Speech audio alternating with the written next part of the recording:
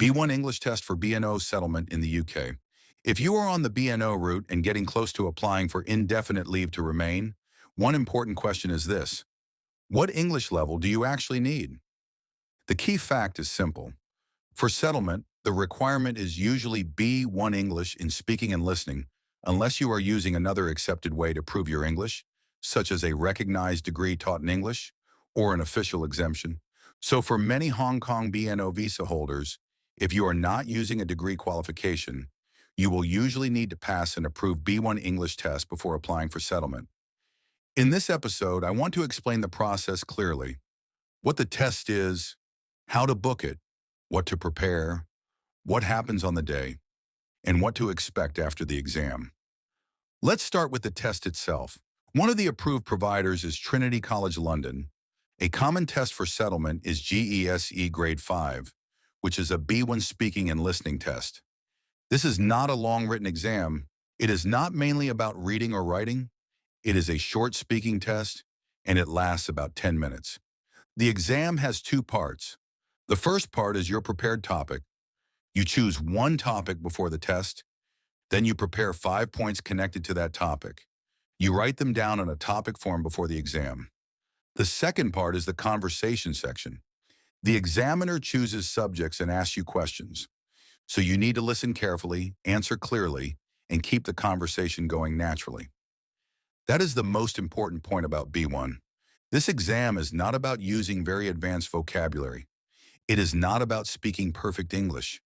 It is about whether you can communicate in normal daily life. Can you understand a question? Can you answer it properly? Can you speak clearly enough for everyday situations in the UK? That is what the test is really checking. Now let's talk about booking. If you search online, you will see many websites. The safest way is to start from the official UK government website and check the list of approved providers. Then you can choose a provider, choose your city, and choose your test center. If you choose Trinity College London, you can book online and select a date and time that suits you. When you are choosing a date, pay attention to availability. Some centers have many spaces. Some centers are much busier. In bigger places like London, you may find more appointments. In other cities, you may need to wait longer. So do not leave booking until the last minute. When booking, you need to enter your personal details carefully. Check everything properly: your name, your document details, your appointment date, your test center. Make sure everything is correct. If there is a mistake, it can cause problems later, especially because this result is for immigration use. For ID, many Hong Kong applicants will usually use either a passport or e-visa details, depending on what the provider accepts during booking. If you use e-visa details, remember that a share code has an expiry period, so do not create it too early if your test date is much later. After payment, you should receive an email confirmation with your test date, time, location, and personal details. Read that email carefully. Do not just ignore it. Check every line, because if something is wrong, it is much easier to fix it early than later. Now let's talk about preparation. A lot of people worry they need to spend a very long time preparing. But for many people, the most important preparation is actually very simple. Choose the right topic. Your topic should be something you know well, something personal, something natural, something you can talk about without stress. For example, your hometown, your work, your hobbies, your family life, a place you like, or an important life experience. A good topic gives you many easy directions to speak about. A bad topic is too narrow, too technical, or too unfamiliar to the examiner. The reason this matters is because the examiner may ask follow-up questions you did not fully expect. So if your topic is too limited, you may run out of things to say. But if your topic is broad and familiar, you can answer more naturally. For example, if your topic is my hometown, you can talk about its history, transport, atmosphere, food, scenery, daily life, or your memories. That gives you a lot to work with. You do not need to write a perfect essay and memorize every sentence. In fact, memorizing too much can make things worse, because once the examiner asks a slightly different question, you may suddenly freeze. So instead of memorizing full paragraphs, it is often better to prepare keywords, short ideas, and useful phrases. Think clearly, speak naturally, and stay flexible. Now let's go through what happens on the exam day. You are usually asked to arrive about 30 minutes early. That is because there will be check-in, identity checks, and security procedures. When you arrive, personal belongings such as your bag, coat, phone, and other items may need to be put away. Your phone must be switched off. You may also be checked before entering the exam room. So keep things simple. Bring what you need. Do not bring unnecessary items. And arrive early so you do not feel rushed. If you have prepared a topic form, make sure you bring it. If the center requires it, do not forget it. When the exam starts, the examiner may appear by video on a tablet. So do not be surprised if the examiner is not physically sitting in front of you. That is normal for this format. At the beginning, the examiner may greet you in a very simple way, such as asking, "How are you?" Answer naturally. Then the exam begins. In the topic section, you tell the examiner your chosen topic and your main points. Then the examiner will ask you questions based on that topic. For example, if your topic is your hometown, the examiner may ask about the history, the lifestyle, the scenery, or what has changed over time. The conversation may move a little outside your prepared notes, so stay calm and answer simply.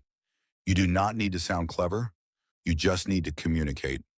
Then in the second part, the examiner chooses everyday topics and talks with you. These may include things like transport, special occasions, festivals and entertainment, music, or recent personal experiences. The questions are usually practical and normal. For example, how did you get to the test center today? What do you usually do on your birthday? Do you use public transport often? What did you do recently with your family? These are not trick questions. They are just checking whether you can understand and respond in everyday English. Sometimes the examiner may also ask you to ask a question, so it helps to prepare one or two simple questions in your mind. For example, have you ever visited Hong Kong? What do you usually do in your free time? Do you enjoy traveling? These are simple, safe questions, and they help keep the conversation natural. Now let's talk about language level. Many people think they need difficult words to pass. That is not true. Advanced vocabulary is not the main point. Simple English is fine if it is clear and correct enough for communication. For example, if you know a word like skyscraper, that is good. But if you forget it and say very tall building, that is also fine if the meaning is clear. The same with grammar. You do not need perfect grammar all the time. You need understandable English. The examiner wants to see whether you can manage everyday communication without depending on translation tools or another person to help you. That is the real purpose of the B1 requirement. What about the results? After the exam, many candidates receive a provisional result by email quite quickly, sometimes the next day. Then the final result and digital certificate follow after that. When you receive your result, save it carefully. Keep backup copies. Email it to yourself. Store it in a safe folder. And if possible, send a copy to someone you trust as a backup. Because when you later apply for settlement, you do not want to lose this record. There is one more important timing point. These immigration English test results are not something you should take too early if your settlement application is still far away. You need to think about timing carefully because if you do the test too early, the result may no longer be valid when you actually apply. So check your own 5-year timeline and book at the right time. Finally, let's look at the bigger picture. A lot of people feel nervous about B1 English. But in reality, for many people who have already lived in the UK for several years and have used English in daily life, this test is often more manageable than they expect. If you can speak to teachers, shop staff, doctors, neighbors, church members, volunteers, or service staff in basic English, you may already be close to the level you need. The key is not perfection. The key is communication. So if you are preparing for the B1 test, focus on these basics. Choose a familiar topic. Practice speaking out loud. Prepare simple answers. Listen carefully. Speak clearly. Stay calm. And remember, the exam is testing practical English for real life. If you can understand questions and respond naturally, You are already moving in the right direction. I hope this gives you a clear picture of how the B1 English test works for B&O settlement applicants in the UK. Thanks for listening. Before you go, there's something important that can really help you. I've created a free PDF study guide based on everything we covered in this podcast. It's simple, clear, and designed to help you remember the key points for the B1 English test. If you're serious about passing and applying for settlement, this will save you time and make your preparation much easier. Go to the pinned comment and download your free study guide now. If this podcast helped you, don't forget to subscribe. I post new content every week to help you pass faster and with confidence. Keep going. You're closer than you think.